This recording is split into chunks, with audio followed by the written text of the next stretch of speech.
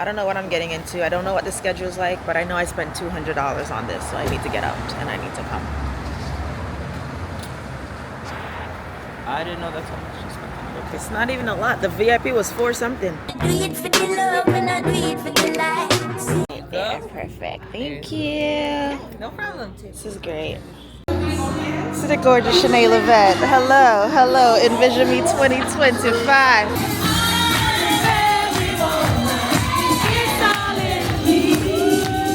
I was sitting in my car and I was having such a bad day, and really just thinking to myself, like, why am I doing this? Like, I got a good job. I'm doing a good job.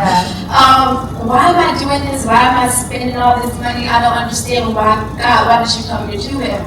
And so I was sitting there, and I opened up my phone, and the first ticket was bought.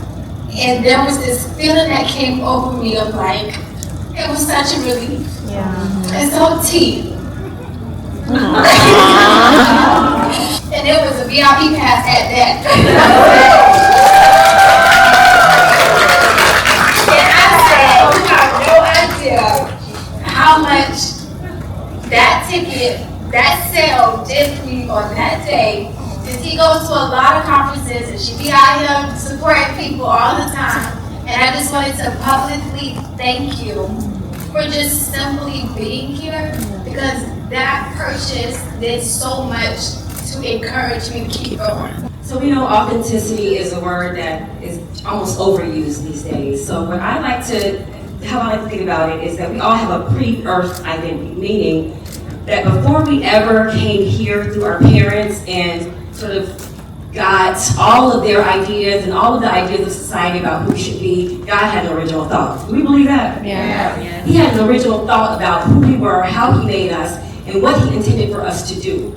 So that's always the fight, right? Is to sort of wash off all of the things that we pick up, all of the things that people tell us we have to be, all of the things that people tell us we cannot be, to really reconnect with God, what was your original thought before I came to the earth? And from that place, then you're able to walk and live out of a place of power. All the fear that we have about what we can and can't do, how many of you have something that you know you were created to do? Right, this is what you were born for. How many of us are actually doing that? If you raised your hand the first time and didn't raise your hand the second time, my question is, what's stopping you from doing what you know you were created to do? The money is coming because I'm living in purpose. I'm no longer chasing money, I'm chasing purpose. And in my purpose, the economy is there. And so it changes your perspective in terms of how you're showing up every day, because I'm gonna be me. Now, if you don't have to like that, then that would be your problem, not mine. Many in our audience are trying to figure out their purpose or niche. How did you discover your calling, and what advice would you give to entrepreneurs and professionals trying to find clarity in their business or career path? Is that oftentimes it's about purpose, right? And oftentimes we get stuck in duty, right? I remember telling my wife, your purpose is not to be a mother, that's your duty, right? Because trust me, with older kids, they get older and go and do their thing, and then you're there, right? So it's important to focus on that, so that's key. You have to take the leap. Oftentimes, like she was saying, is that, we get caught in, well, what if? Well, what if this happens? Listen, what I've learned, life is short. Yeah. Life is too short. You miss every shot you don't take. So take the shots, you know what I mean? And what I've learned in my growth in God is instead of me just jumping out there on everything, I found a regimen where, and I use this regimen with everything, right? So the first thing I do is, I know what I want. Like, oh, here's an idea, right? And before I just call up and let me just start doing it, because I wasted a lot of money doing that, the first thing I do is I get my pen and paper and I start to write out, what it would take to do this from 3 different levels. And if you're taking those, you can say from a financial level. So what is this going to cost me capital-wise, right? From a time perspective, because that's the second thing we don't realize, hey, this thing is going to cost me some time and energy, right? So from a cost perspective and a time perspective, what is this going to cost me? And then I start to write down the pros and the cons. So what, if I do this thing, this business, what's the pros of it? But what are also the cons, right? And as I write all of this down, before I just jump in, I go through this And then I go, this is the most important part. I go in my secret place. And even when I do this every year, me and my wife, we do this every year as we start the year. A lot of people write down all their goals and visions for the year. We don't do that. What we do is we go in meditation and we pray and we ask God to tell us what He wants us to do, right? Because if I'm doing what He wants me to do, it's gonna already be blessed. I'll have to ask Him to bless it, right? So I take these notes that I've written down and I go in my prayer closet and I pray about it, right? And then I do the second thing is I meditate, because I can pray about it, but I need to hear from God, right? And sometimes I'll hear from Him right away, but oftentimes it's not right there. Oftentimes you gotta leave it and be patient and wait on the Lord, right? And what happened is, out of nowhere, Shanae will call you and say, hey, I need you to do this for me. You're like, wait a minute, God, it's the thing that I prayed about. Now somebody asked me to be on stage and do it, right? As an example. So that's important that you take that time, because what I found is I've made more money from the things I've said no to than the things I've said yes to. So taking that time, writing out that framework, and then allowing God to come in and tell me, this is what I want you to do, right? And then from that point, okay, this is it. Now let me go back to this paper, because God, you gave me the vision, and I need you to provide the provision, right? So that's what happens. And when I find that happens, like she said, will there be roads and obstacles and detours? Of course. But the road, the path is clear, meaning when I put in my GPS, I want to go from Miami to Atlanta, will there be detours? Will there be some traffic? Of course there will. But I know where I'm going, and I know how to stay focused on getting there. There are so many gems in the journey, Yes. right? So yes, we have that end goal and we want to be millionaires or whatever your end goal is, but the little gifts and the things that God is trying to teach us and show us are the things along the way. What are the key elements of a strong and memorable brand that both professionals and business owners should keep in mind? Be you. That's it. Be you, truly 100% you. Trust me, you won't connect with everybody. That's okay. You're not for everybody. What they say, Jesus, everybody they love Jesus, right? So you're not for everybody, but I found that, if you approach this and be anything but you, you're either A, going to burn out fast, or B, attract the wrong crowd. The second thing, and this is just super important, overall, one of the biggest things I found, and I see the biggest mistakes that take people, like I know a lot of people that do business, I coach business owners and entrepreneurs, and the biggest mistake is, and I'm sure it's probably anybody that hasn't made $1 million or more, one thing, marketing.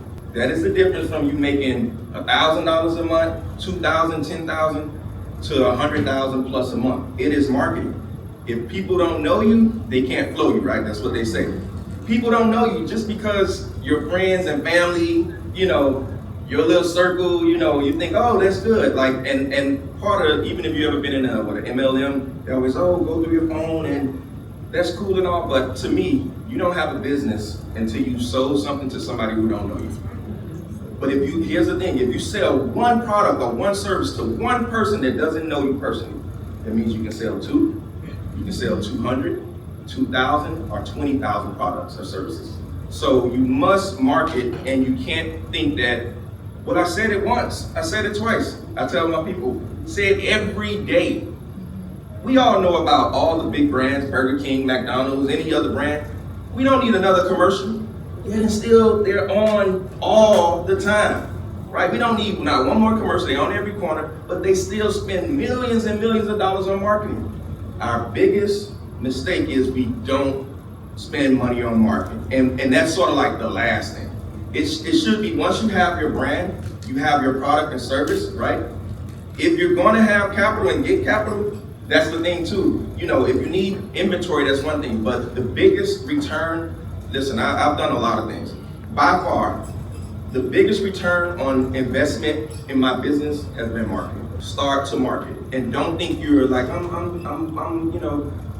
going too hard. People are going to get tired of me saying. Listen, one thing I had to do eventually, I had to stop like wearing my brand and stuff out places because people like, oh, I know you. Oh, this thing, I know you. Like, it got a little crazy, but people used to say, I know you because you always have on your shirt with your brand on, like you and your whole family. Like, if you're a part of my family, you going somewhere with me, you better have a shirt on. Like, I don't care. And then I use that for old school marketing, what they call guerrilla marketing, which is open your mouth.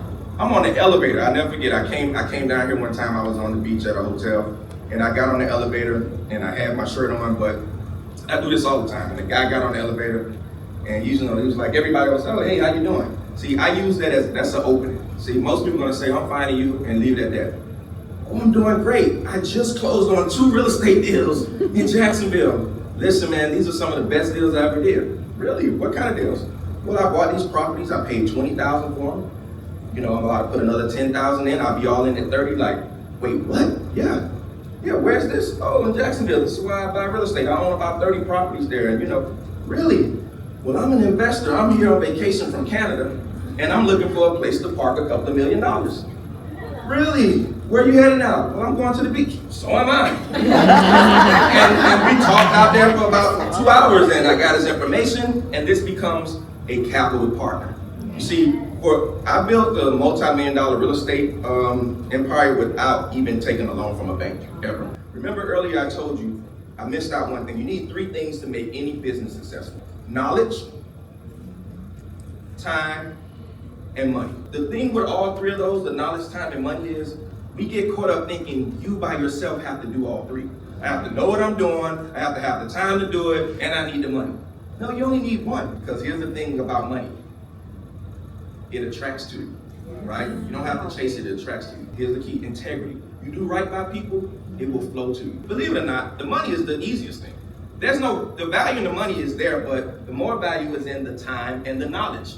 When you know what you know, and a lot of you know what you know, you've been in careers, on your job, doing business for over 5-10 years. You know how many hours that's logged as making you an expert?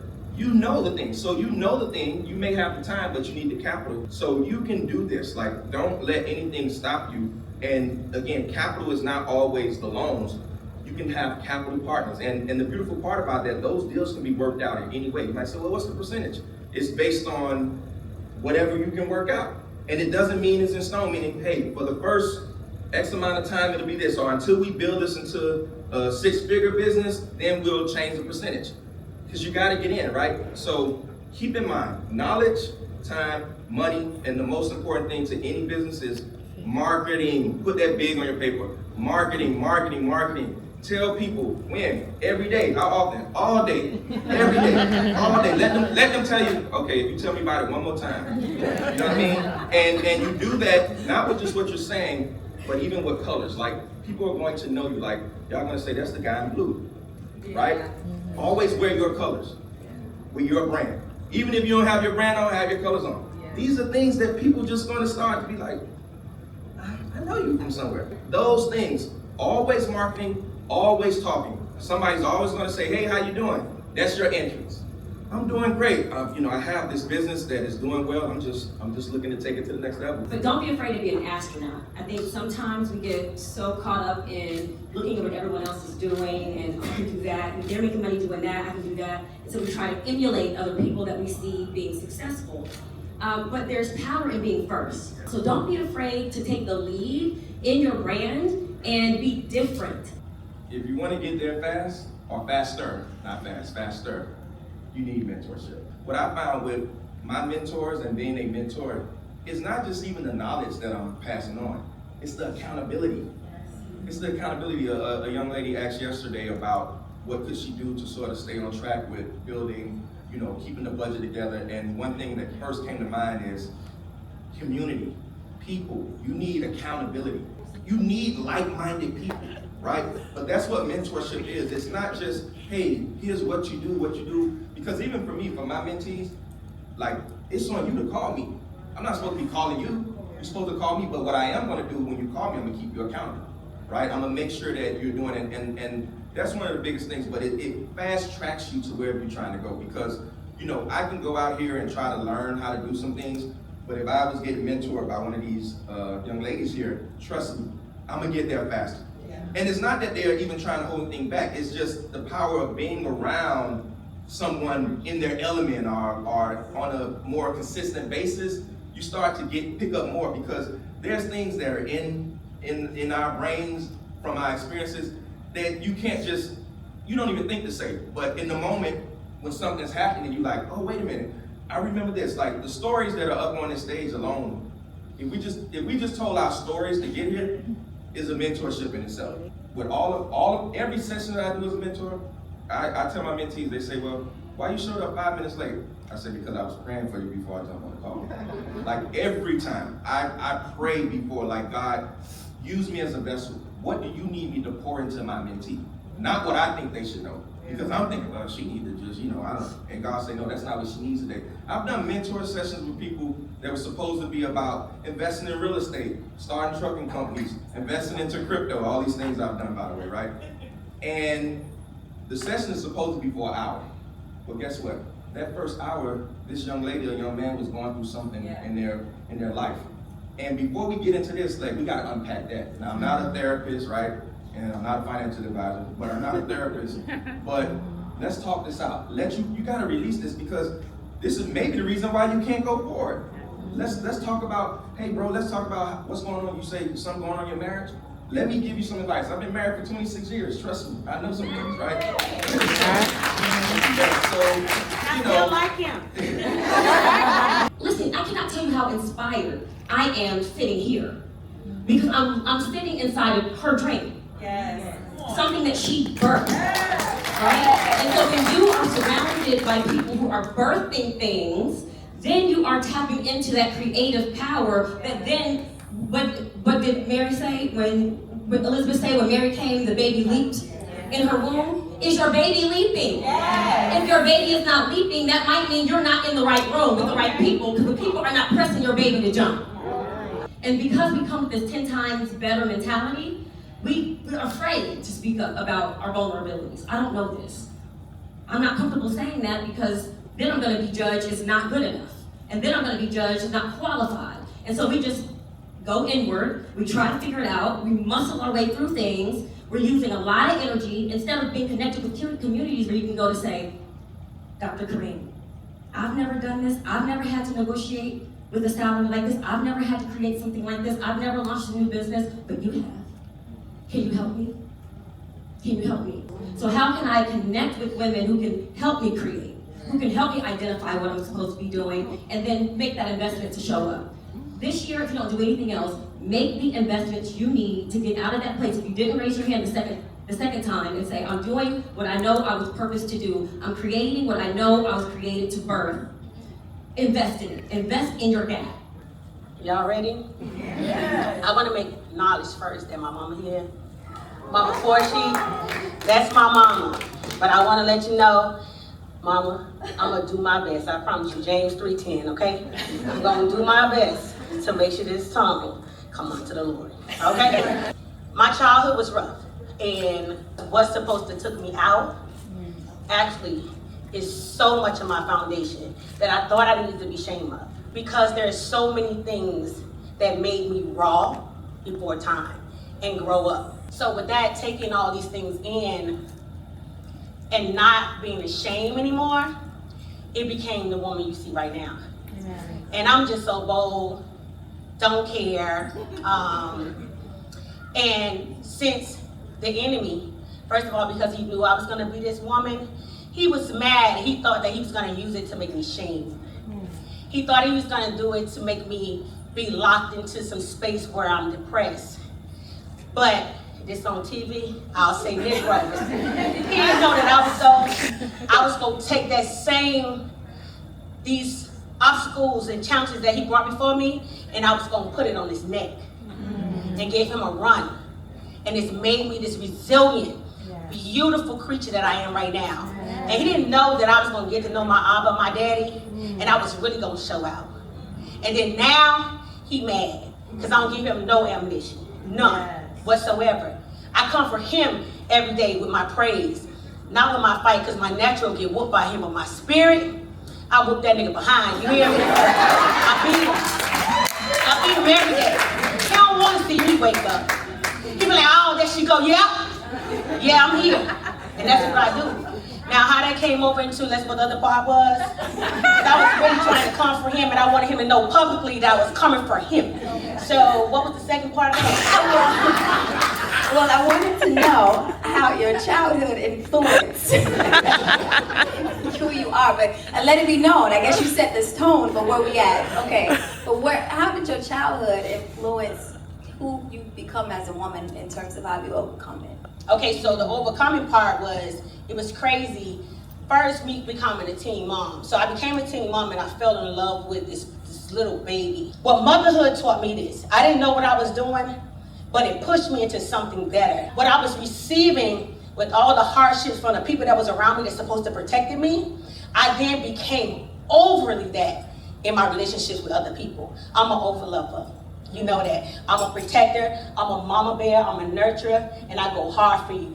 But you better know, boy, you cross me. Yeah. Ha ha. It taught me how to be that person that my mouth ain't gotta be as big how I was in the hood. My silence speaks volumes. Yeah. So it taught me how to be quiet, and I'm gonna be a little bit dainty like you when because I'm gonna learn how to be a little bit more dainty as I get around you, and I'll be more girly like maybe cross my leg, but I'm gonna still be up. So you, I feel like your superpower is that you care a lot about other people and pouring into them, building them, helping them grow and establish themselves. How important, or how can you speak when it comes down to relationships to empower your team, to empower your employees? How do you do that? So I've worked with several teams. I've specialized in team building, duplication. I've opened up several offices where I've had to work with different personality types.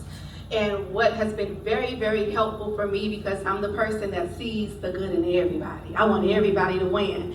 And when you have that mentality, it doesn't work. It's very draining. It's very, very draining. It's very time consuming. And the reality of it is that you have to keep the I over the E, and it's just the intellect over the emotion. You have to keep it over that, because otherwise you'll fall into, people pulling on your heartstrings, and business is business, and there's a time and a place. Mm-hmm. So what I've learned is one of my favorite equations, QTQP, that's quality time with quality people.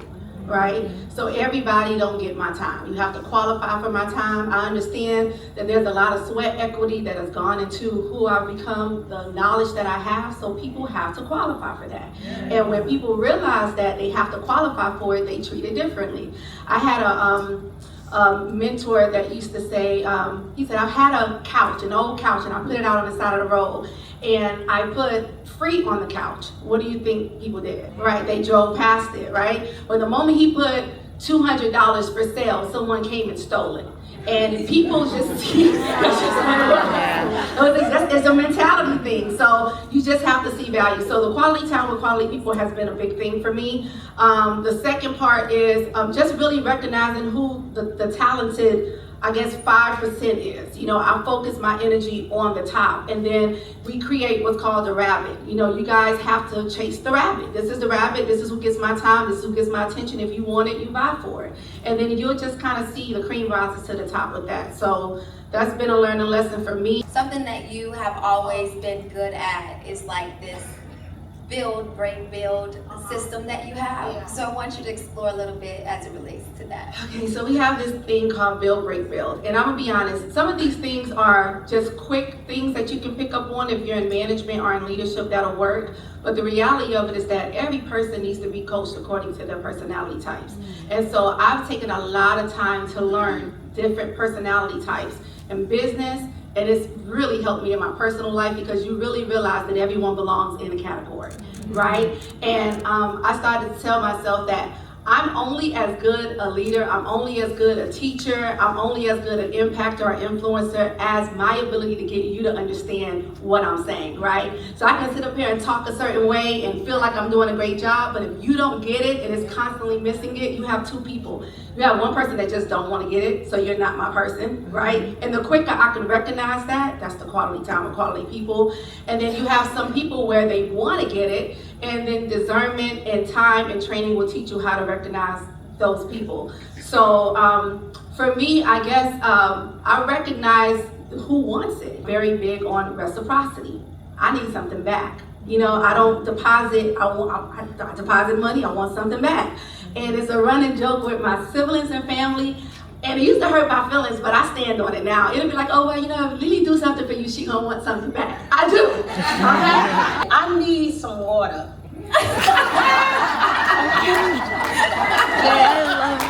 And can I have a cardboard? I'm having a hot flash. Glory to God. Hallelujah. I was trying to look cute, but it ain't working, y'all. Y'all gonna see me passed out up here, okay? Just out of show of hands, any single women in the room? Yeah, oh, I love how y'all did that. Proud. I'm a single lady. So let's get into some romance then, right? Because we said that we're talking about all things love.